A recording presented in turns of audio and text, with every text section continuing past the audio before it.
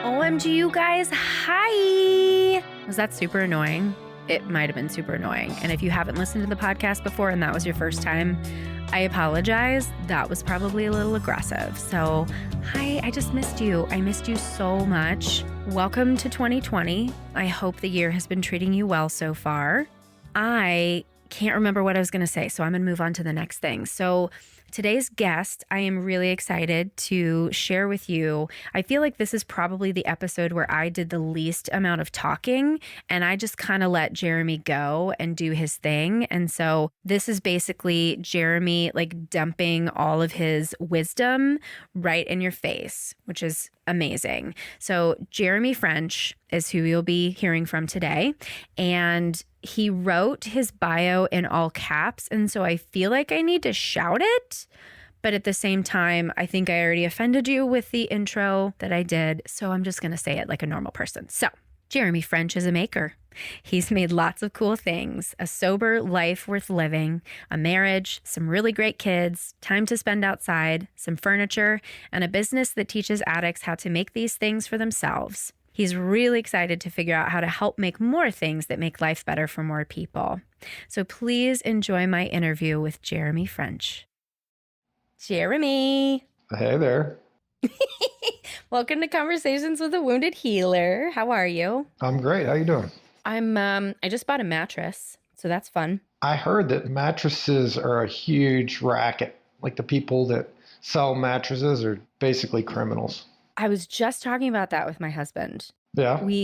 Never mind. I don't care. I don't want to talk about that. That's not fun for the listeners. We can talk about that later. But like bad start. Bad start. Anyway, let's talk about how you and I met because that was fun. That was fun. Yeah. So we went to Cape Cod Symposium for Addictive Disorders. If you're listening to this and you've never been to one of these like symposium, seminar, conference things, essentially there's like one place where they have a bunch of vendors. And so it's like, you know, these fancy schmancy treatment centers and everything looks the same. They've got these same banners. Everybody hands out candy, you know, blah, blah, blah, blah, blah. So I'm walking around there just like seeing if I know people, seeing who looks cool. And I go to the end of the row and I see this gorgeous fucking table that I'm like, I would love to have that in my house.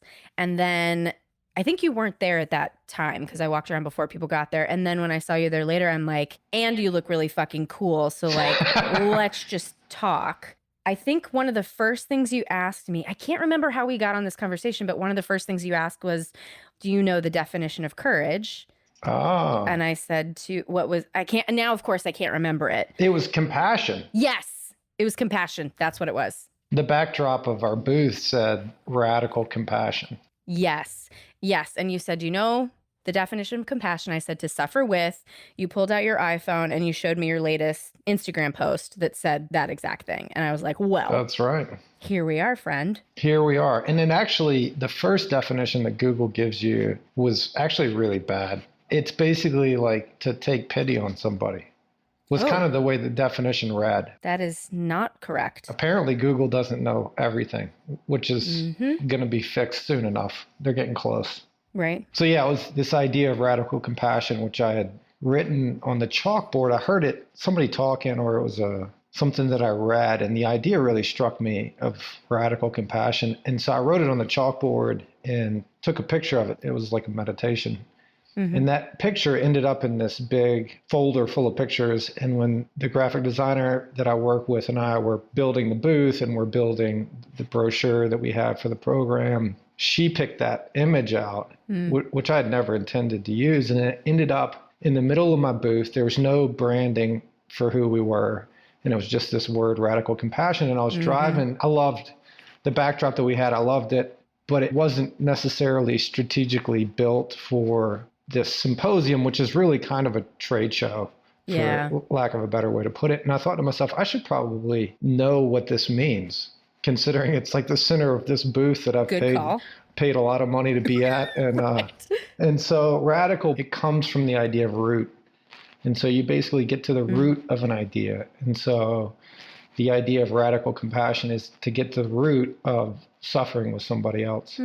I think it's a really interesting idea when you're dealing with people who are suffering and when you're in the business of trying to help people who are suffering to get down to be willing to suffer with somebody. It's a really twisted profession to be in when you think about it, because it means you're signing up to suffer. Yep.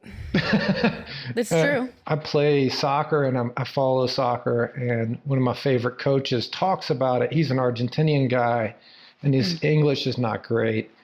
And he talks about the idea of his team suffering together. And so what's interesting about the way he phrases that is you can tell that the word he's using when he says suffering means something different in his language than what it means in our language. And for us, the idea of suffering is basically to just hurt. Right. And it just means being in pain. And that's what, when we hear suffering. And what he talks about is more this sort of commitment to go wherever we need to go and experience whatever sort of intensity is going to come with that.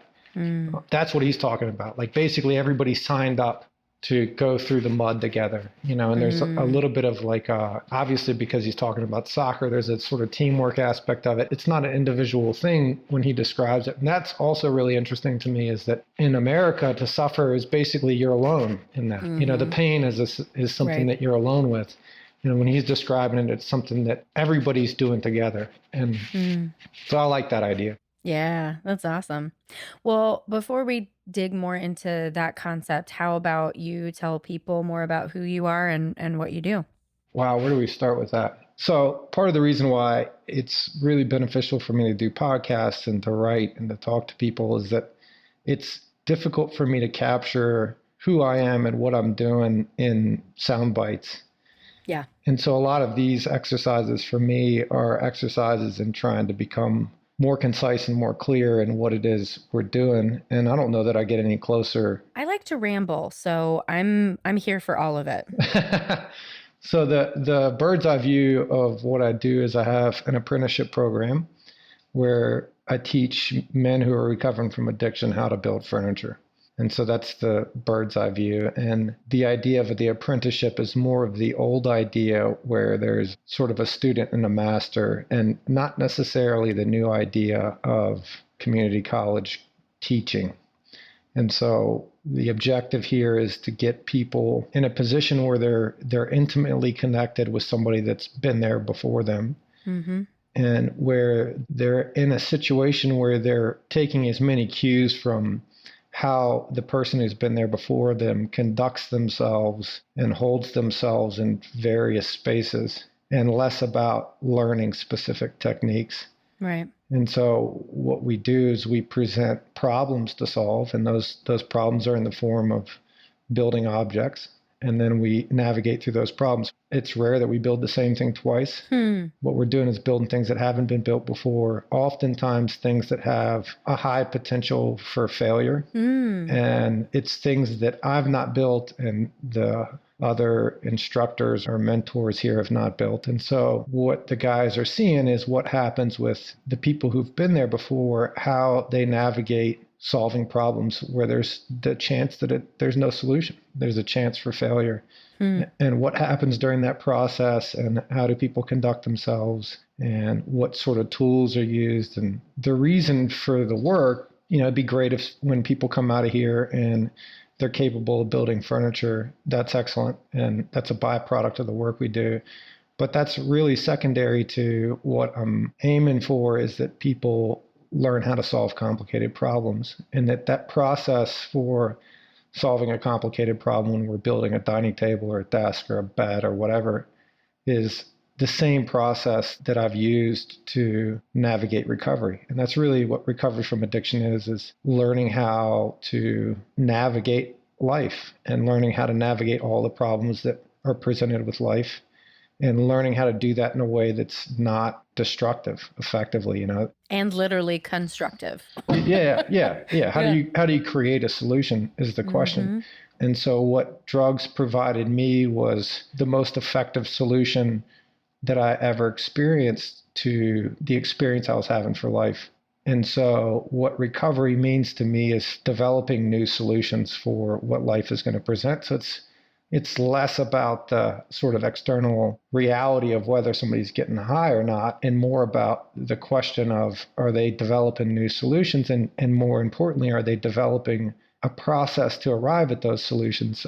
So part of the work and part of doing work that we've not done before is, I've been sober now for 24 years, and early on there was a lot of cute tools and strategies that people give about how not to get high. But at some point, life is going to serve up some bullshit, some serious complicated things that nobody can plan for. There's you can't write a book on all the different things that could happen, that people you'll know that will die, what happens when you have kids, what happens when you're married, what happens when you're married for a decade and 15 years, what happens when life serves up the good, the bad, and the ugly. So our approach here is that if somebody can walk away from here and have familiarity with the process of solving problems, then that familiarity translates. So we identify a problem, we come up with some possible solutions, we begin to test things work, things don't work.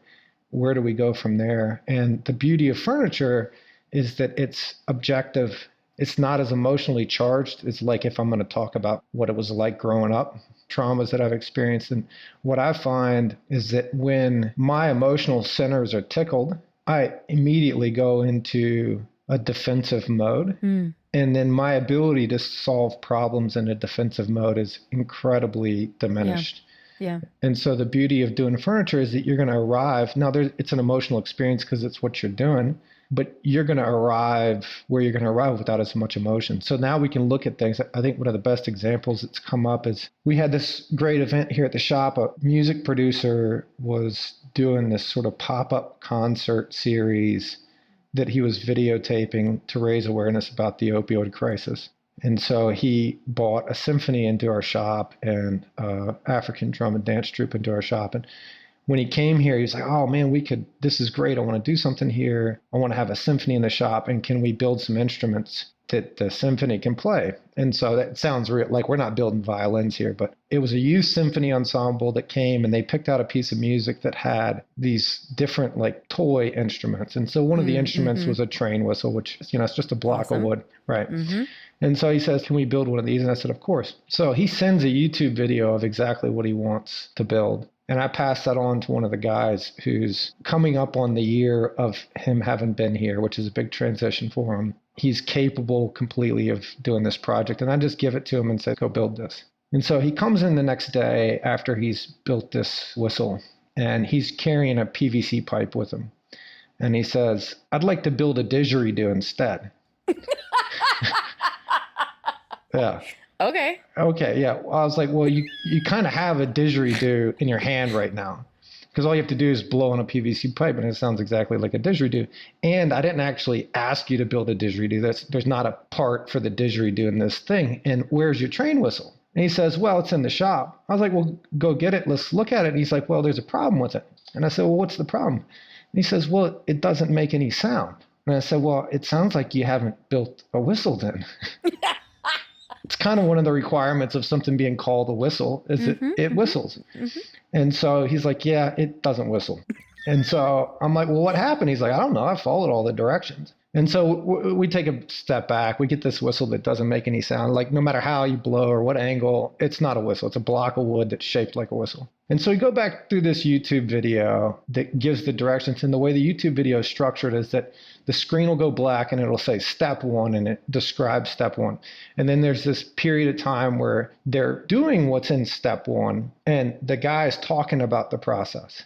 And so there's this space in between the, hey, this is what you're supposed to do, steps, where there's this discussion about what's happening in this guy's experience. So we go through all the steps, and he did all the steps, and it's evident because this thing looks like a whistle. So we go back through the video. It's like, I did all these things. We go back through the video, and at one point in that space between the steps, he says, at this stage, I like to test what the sound's going to be like.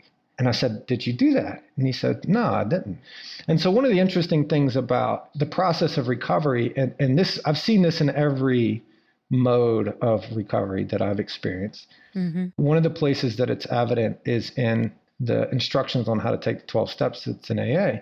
And so there's 2 sets of instructions in the big book of AA. One of them is we made a list. They're black and white, concrete things about what we did, and they're pretty evident. We made a list of who we were resentful at. Well, that's easy. I've been thinking about why I was resentful at these people for the past 20 years. That's pretty easy to come up with.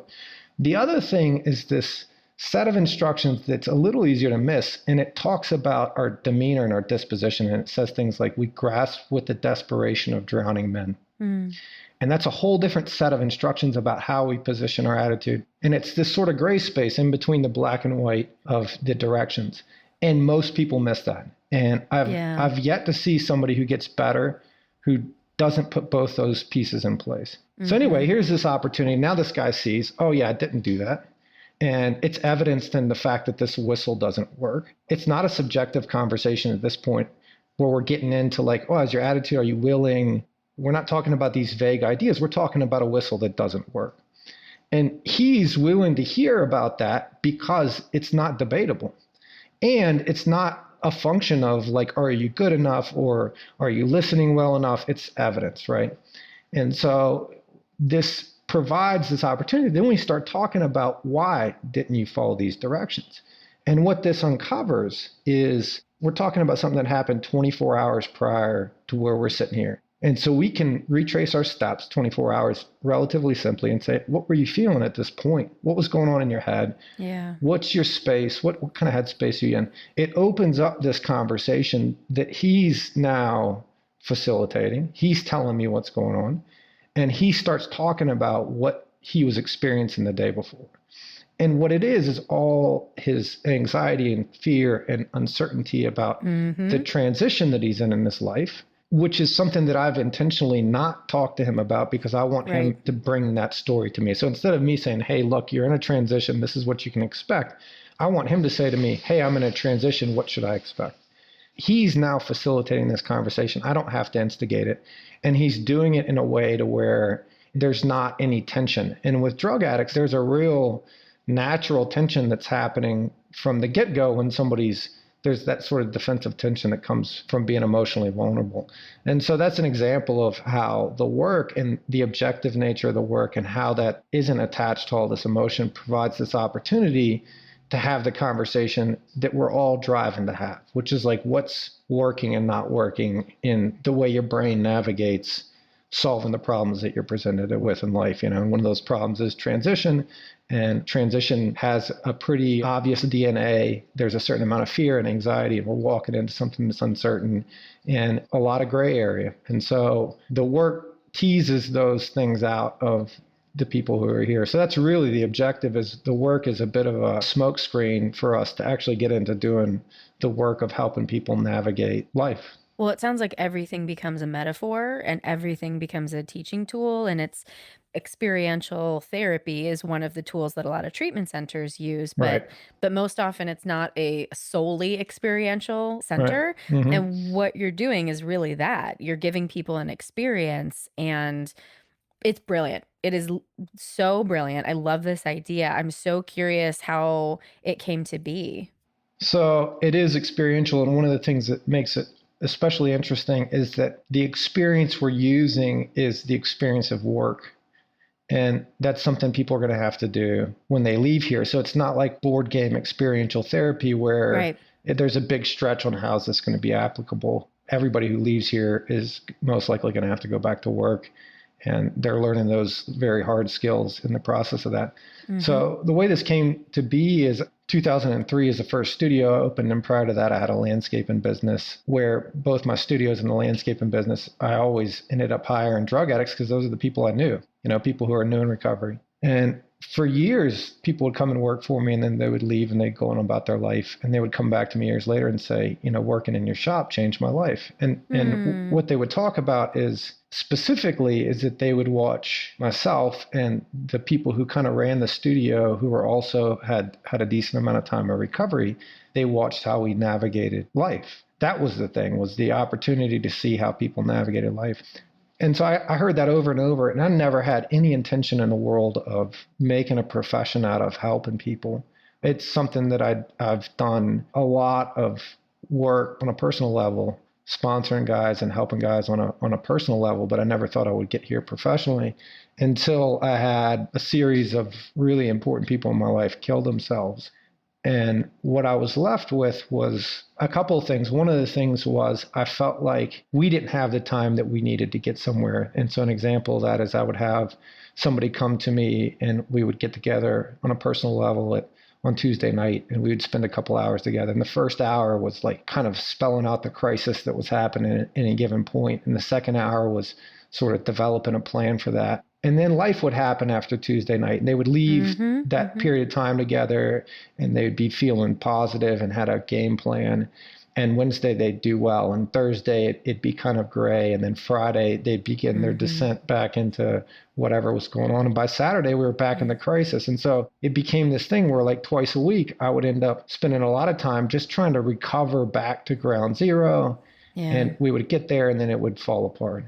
And what I realized is that people didn't have the time to really exercise and practice these things we were talking about with support. So we would have this conversation, we would develop a good plan, and then they were on their own. And so one of the things that would happen with certain people is that they would have, for one reason or another, developed enough of a support network in their life. They had enough connections in their life to where that practice wasn't as big of a stretch. But then there's a lot of people that didn't have those people, or they had alienated everybody, or they just weren't connected, or they were introverts or whatever. I was really struggling with this question of, is there more you can provide for these people that can affect the change in their lives? So that's where the idea of this was born from. And it wasn't an idea of certainty where I thought, oh, this is definitely going to work. It was more an idea of curiosity of, well, what happens when you have 40 hours a week that you're with somebody? And we can take the experience that they're having and work with it during the most lucid time of the day, which is the work day. The first apprentice showed up in July of 2018, and we've been doing it since. And I'm not positive about how effective this is, but I am positive that it's as effective as anything else I've seen. And so it brings up this interesting, you sent me this list of the sort of preparation for this podcast. And one of the questions was something to the effect of, how do you relate to the idea of being a healer? I love you're interviewing yourself. I don't have to do anything today. It's great. Am I talking too much? No, but good. That's literally the next question I was going to ask. All right. So frame the question for me, because it struck me, but I don't remember exactly how you worded it. Are you a healer is the question, and in reference to the work that you do, or just as a human? Right. And so that phrasing really struck me. And it ties into what I'm just talking about I don't know how effective this is. You know, we're in the same work, and in this work we have a goal, and that goal is for somebody to be in their highest self, whatever that looks like. And so the word healer strikes me in that it's defining me with a verb, and that verb is that I'm healing somebody.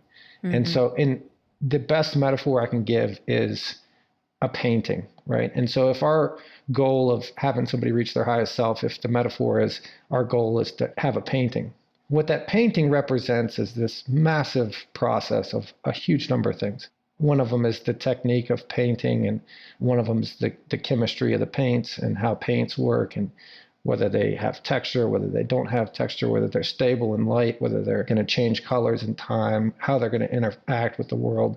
There's the whole history of painting and what it references from 1,000 years ago. There's this whole complicated story of how we arrive at the painting. And that painting is, in this case, the metaphor for having a higher life. I'm not the painter. The person who I'm working with is the painter, just like I'm not the healer. So what my job is I've got a painting of my own, and I've arrived at that painting, which is a process from people who taught me how to paint. And so just like I've painted, I've arrived at a place where I'm comfortable in my own skin. I feel a sense of wholeness. It's not complete, but it's in the process of.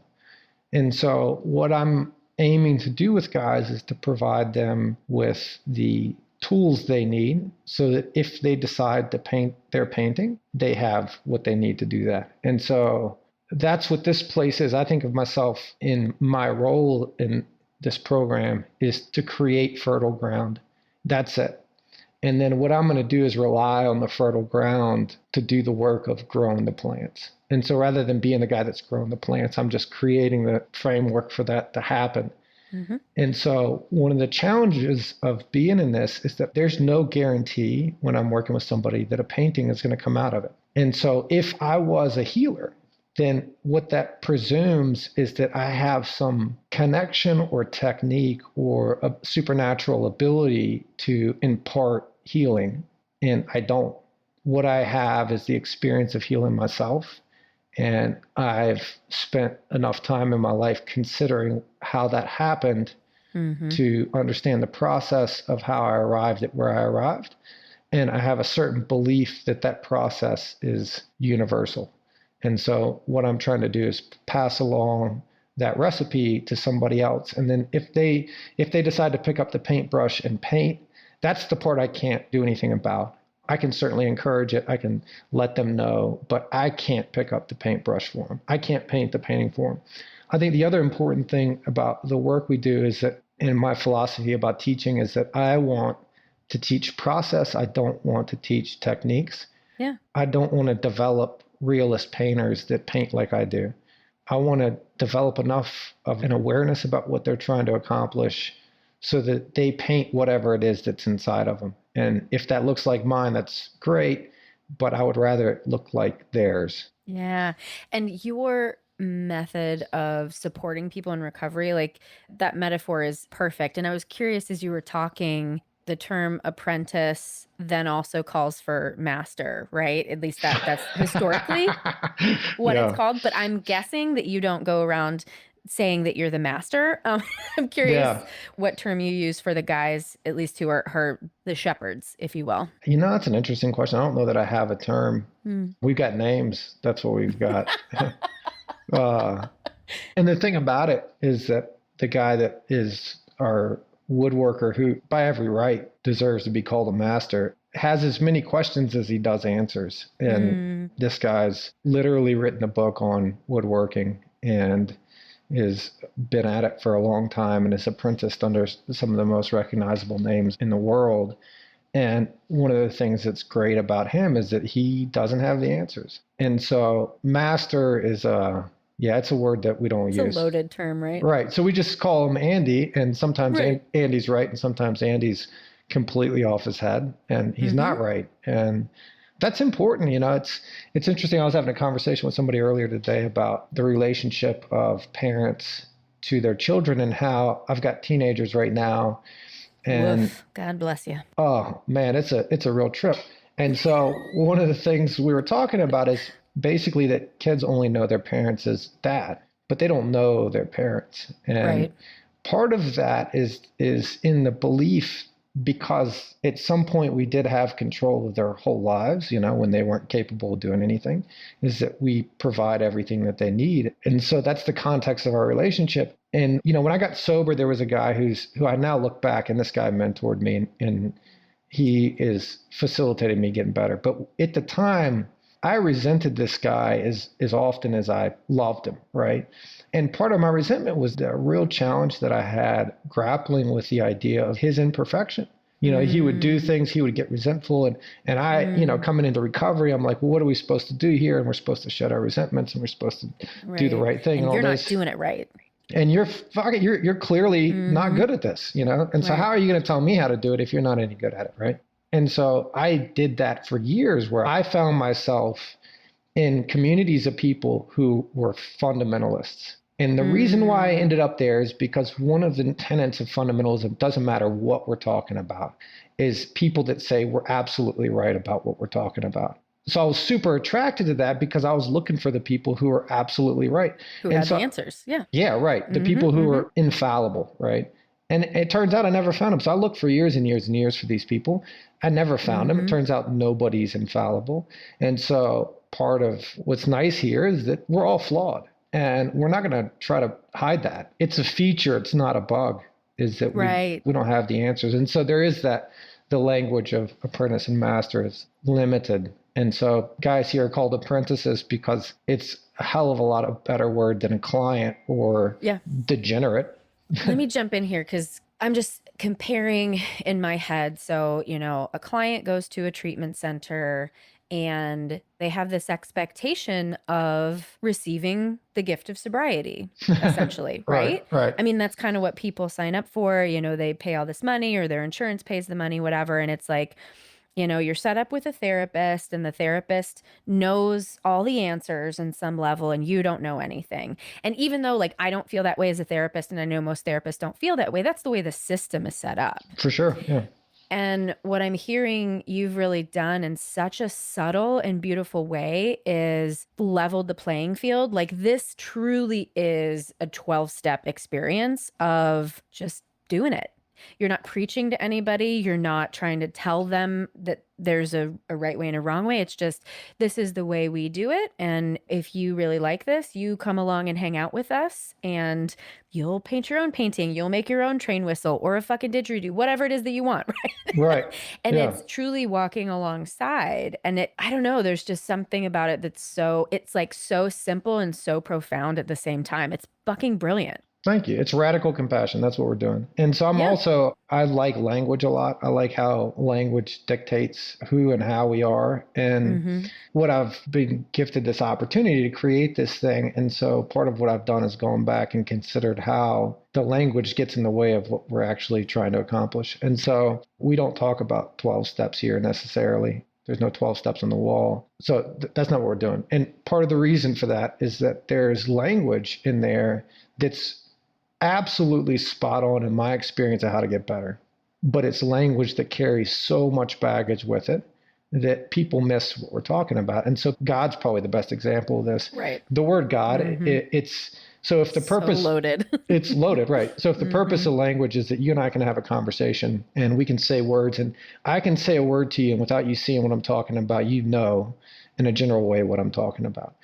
So what that means is we have to take a word, and so if we want to figure out if language is effective or not, we can go to 1,000 people and say, what does this word mean to you? And if everybody's in the same ballpark, then it's probably an effective word to use in conversation. God is one word that if we took it to 1,000 people, we would get 1,000 different answers. Yeah. Right. And so that word's insufficient. Now, the concept is absolutely spot on. In the idea that I have to come out of my self-centered experience where the universe exists inside of me to develop a relationship to how do I fit into the infinite universe, not how does the universe fit into me.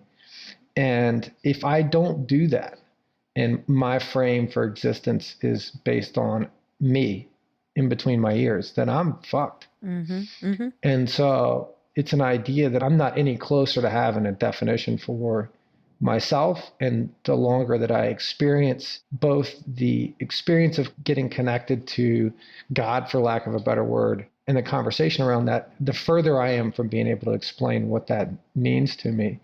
And at the same moment, it becomes more the central part of my experience of being human. And so I think that rather than sitting around having conversations about the word God, what is more valuable is to produce an environment where people are challenged and somebody gets to see where they go when they're challenged.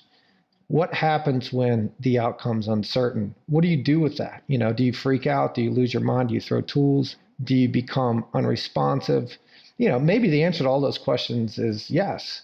And then we get to see what that looks like. What happens when you get frustrated and you throw a tool down? Well, you break your fucking tool and everything sucks, right? But you also get to see people go through, if they need to go there, that's fine. But if also what they're presented with is people squaring up their focus to getting connected to an infinite resource, and they get to see what that outcome looks like, that's the best measure. I can't do any better work of helping somebody come to their own personal relationship with the infinite universe than me finding out how to be there myself. And so if we get into a situation where the outcome is A, uncertain, and B, appears to be a failure, what do I do with that? And so the work of creating objects that haven't been created before, you find yourself there continuously at every stage of the game. You're going to find yourself there. And so what that presents for everybody here, myself included, I'm growing and learning through this process just as everybody else is.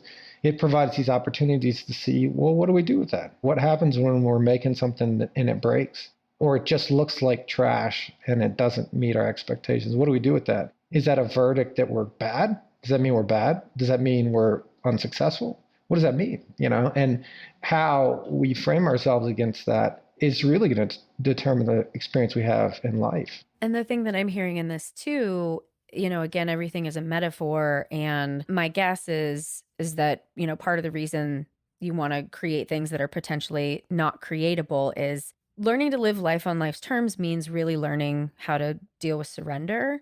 And what I'm really tuning into is, my guess is the guy who would be most successful in your program is probably going to not be quite as successful in a traditional program, because there's going to be this power struggle.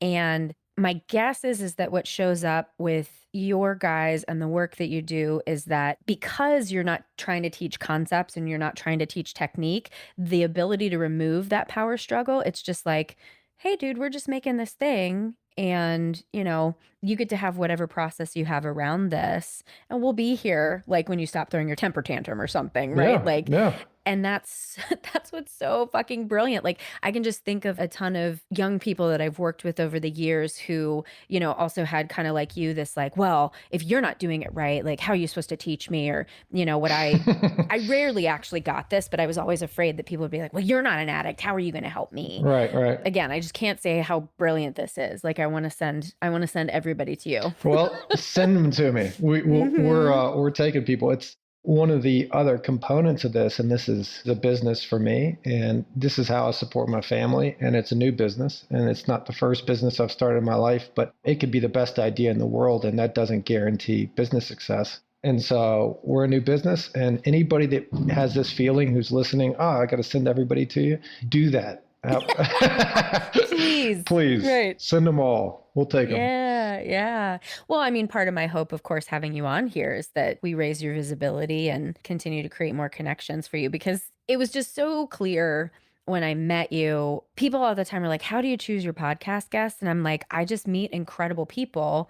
It's just, there's kind of this like internal like kerplunk that happens when I'm like, that motherfucker's doing their work. I really want people on here who are doing their own internal work, which then usually it manifests in success, not necessarily financial business success, but it manifests in success in the way that you move through the world. And that was just clear the second that I met you. I appreciate that. That's what I'm trying to do. And I've had to become more comfortable than ever before in living in uncertainty, living without the answers. I've been a professional for a long time. My primary medium is in concrete, and I've done that for a lot of years, and it's a really unpredictable material, but I've got enough experience with it to where even though I was uncertain of the outcome, I've got a good idea what's going to happen. And I'm not surprised as often, even though I still am, it's still uncertain. And so anyway, as a professional, I've gotten to this point where I'm more comfortable being quote unquote uncertain, because I've got this like experience to where I'm not really as uncertain. I've got an idea. I'm back in this place where my level of uncertainty is really heightened. Even though cement and concrete chemistry is unpredictable, the number of variables is limited compared to people. People are the ultimate Right. and unpredictable and frightening. And the other thing is we're dealing with life. The best piece, probably the best thing I've ever made in terms of an object, was one of the toughest pieces we've made here, which is a memorial wall for people who've passed away. And it's a really great object. You can go on our Instagram and see a picture of it. It's burned wood with polished steel in the middle of it, so you can see a reflection if you look closely enough in this memorial wall. And then there's, right out of the gate, there's 25 faces of people that I know and people that guys here know. And it's, when you walk in the front door of this place, it's the first thing you see. And so we were building this, and I came in the day we were starting on the project, and one of my guys was like really out of sorts. And I was like, what's going on, man? And he's like, I got to be honest with you. I fucking hate this piece. I hate it. And I don't want to ever look at this thing. I never want to see it. And nobody had an experience with this that was non-emotional. Wow. And this guy who was really struggling with it, his best friend was one of the guys on this board who had just passed away probably within a couple of weeks of this thing being built. And so what's interesting is that we walk in the door, we're facing the fact that this is the outcome for a staggering number of people. And so rather than running away from that and hoping, like, that's just part of the reality of the work that we're doing.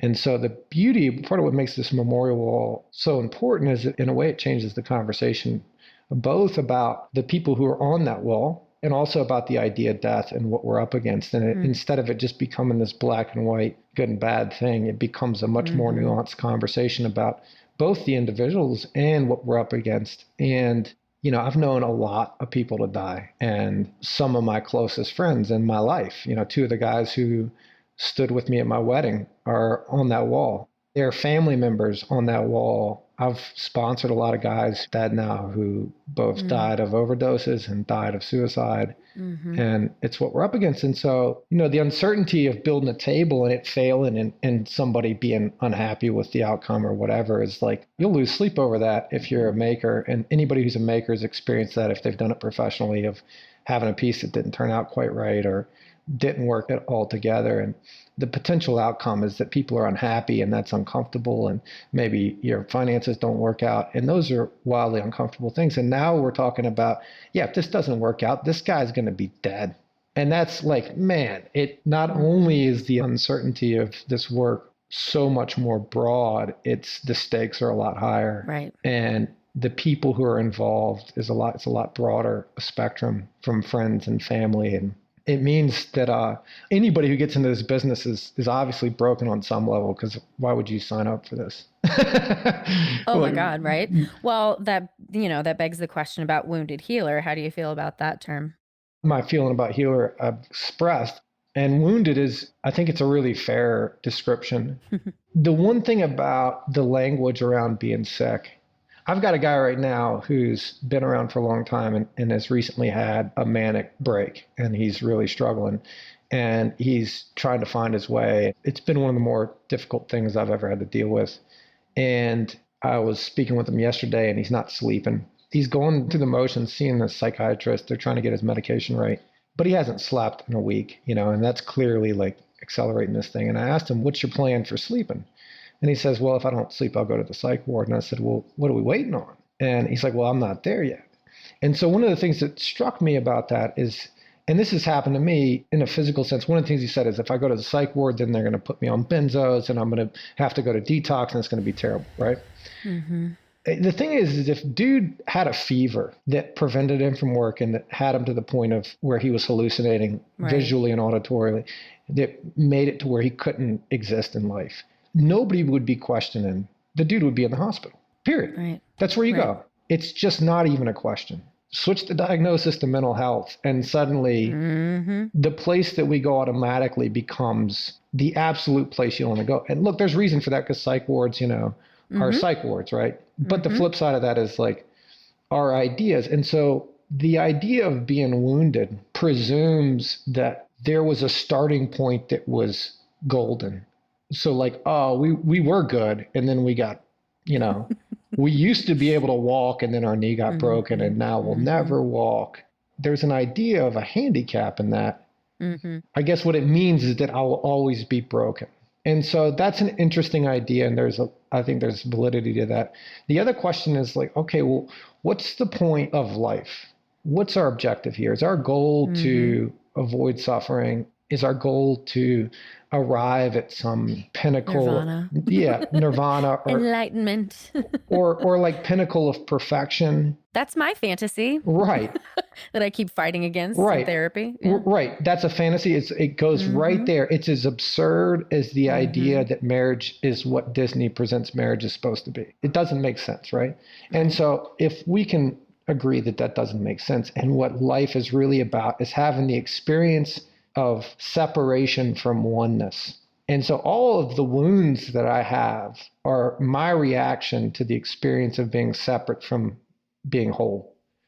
Everything that I've done that's produced negative effects in my life is a byproduct of me taking all the resources that I have at my disposal and running, oftentimes unconsciously, but running very scientific tests. Like, hey, I feel like I'm not on a level playing ground with the rest of the world. What happens when I do this? And so lo and behold, that happened to me. I did this happened to be getting high. And suddenly I was on a level playing ground with the world.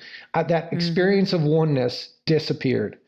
And so when we look at addiction in that context, I actually arrived at one of the most effective solutions in the human experience, because my dilemma is that I'm separate from oneness, and this thing caused me to experience oneness.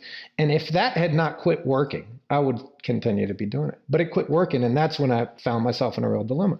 And so if what I'm doing is surviving some wound that means that I'm never going to be like I was, you know? It's like somebody who breaks their leg and can never run again. And then life becomes about adapting to this unfortunate circumstance and just like kind of settling for, oh, you'll never get where you wanted to be, but at least you won't fucking hate it, right? If what we're really doing is we're really trying to navigate the experience of being separate, and we've tried many things and they've produced the outcomes they've produced, and we're still alive, then I kind of think we're actually ahead of the curve. And in that sense, I feel when I go out and see people existing in the world that seem to be comfortable, I get a certain sense of like, man, that's a fucking weird reaction to the human experience. Right? To be comfortable? You know, the whole... Like, are you paying attention if you're actually comfortable? Yeah. How the hell do you get there? And is that what I'm supposed to be after? Am I supposed to be after that? I'm certainly wounded. My capacity to exist in life without struggling is I struggle. And so is that because handicapped, or is that because that's what fucking life's supposed to be? Yeah, I think that's what fucking life is supposed to be. Right. And then when you look at it in that context, you know, I was thinking one of the first books I was ever given, I was given a couple of books that were transformational for me early on. One of them is The Power of Myth. And that book is Joseph Campbell basically telling the story. He's the one that really introduced me to this idea that the whole metaphor of the Bible was about, particularly Genesis, is about the idea of separation. Like the whole story comes after this idea that we've been separate. We were one, we got knowledge, which created a separation. And now here's our experience, and what the fuck are we going to do with it, right? So that was one really profound book that actually came back to me right when I started this project, which was really good. It took on a whole different shape, and was a great book. The other one was A Road Less Traveled, was the guy that I mentioned before, who was my mentor, gave me that. And the first line, I think, of the book is, life is difficult. And then it says something to the effect of, okay, once we accept that, it doesn't suck as bad. And so that's a really interesting directive in the sense that when we are considering language, and this is the reason why these questions that you posed were so interesting to me, is that to some extent, language becomes our directive. And so if what I am is A, wounded, and B, a healer, there's implications that come with that completely unconsciously to me that are going to set me onto a path. And I want to know that that's the path I'm going to be on. And so if I believe I can heal people, then every time somebody fucking dies, then I'm a failure. Oh, yeah. Right? And if I believe I'm wounded, and every time I'm presented with this uncomfortable nature of being alive, then I'm in the midst of another failure. But if what I am is I'm experiencing the separation from life, and I get to share that with other people, how I've navigated that, then every time somebody dies, this is an opportunity for everybody to have an experience. And every time I'm faced with the separation and what that means, it's just the world pinching me and saying, man, you're still here. And that means you got fucking work to do, and let's go experience that fully, you know, not for the sake of being happy or comfortable or perfect, but for the sake of like, you might as well, because you're fucking here. Right. Like you can make the other choice of not really living, or white knuckling it, or being miserable, or you can show up and do the work. Right. Being told early on life's difficult, and that's okay. Hearing people talk about suffering in a positive way, seeing people navigate life and death and good times and bad times, and not weighing those experiences separately. The first guy I knew to kill himself, who was a really close friend of mine, it was one of the most profound experiences in my life. The best way I can describe it is the experience was whole, and that it hit everything inside of me.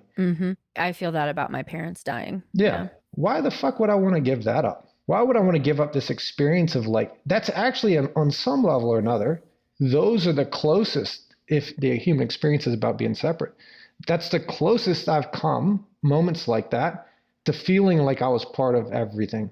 And so that makes sense. This idea that we're sick and that this is bad and death is bad and that's to be avoided at all costs and all these things, it's like when you start to break those things down, you start to realize like, wow, that's a difficult way to live, you know? And so if what we're doing instead is we're saying, man, that we've got this opportunity to experience separation and connect to that however, and be open to whatever comes, you know? So I've got that experience of him dying. Later on, it was my brother-in-law who died. And there's a story on my website about what happened following that, where I was visited by this owl. And I'm not a hoity-toity, but this experience was unreal. And you can go read the story if you want to. I'm not going to get into it now.